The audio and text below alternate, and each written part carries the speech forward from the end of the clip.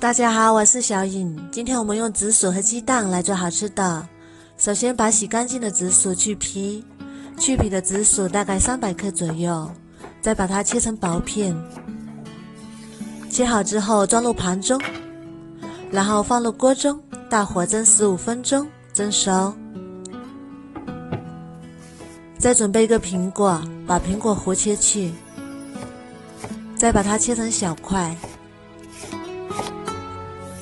切好之后装入碗中备用。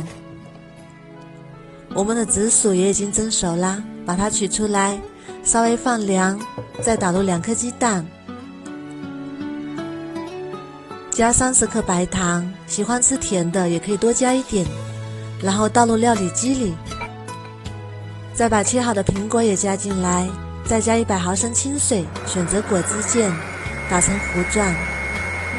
打细腻之后倒入一个大一点的碗中，再加4克酵母粉，搅拌均匀，搅拌至酵母粉溶解，然后少量多次加入300克普通面粉，搅拌均匀，搅拌至没有干面粉，像这种粘稠的面糊状就可以啦。然后盖上保鲜膜，密封发酵至2倍大。像这样就发好啦，体积变大，里面充满气泡，然后用筷子搅拌一下，排出里面的大气泡，这样做出来的发糕更加的细腻。再准备一个8寸的模具，刷上食用油，底部再撒点黑白芝麻点缀，更香。再把我们的紫薯面糊也倒进来，然后用勺子把它抹平整，抹均匀。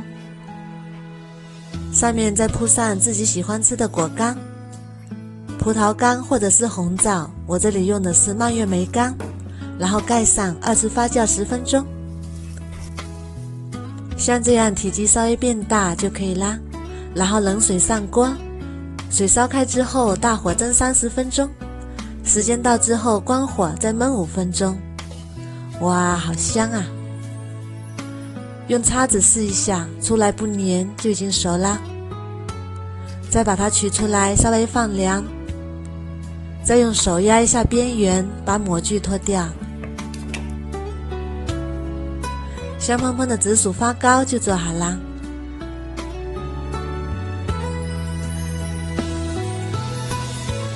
非常的蓬松暄软，我们切开看一下。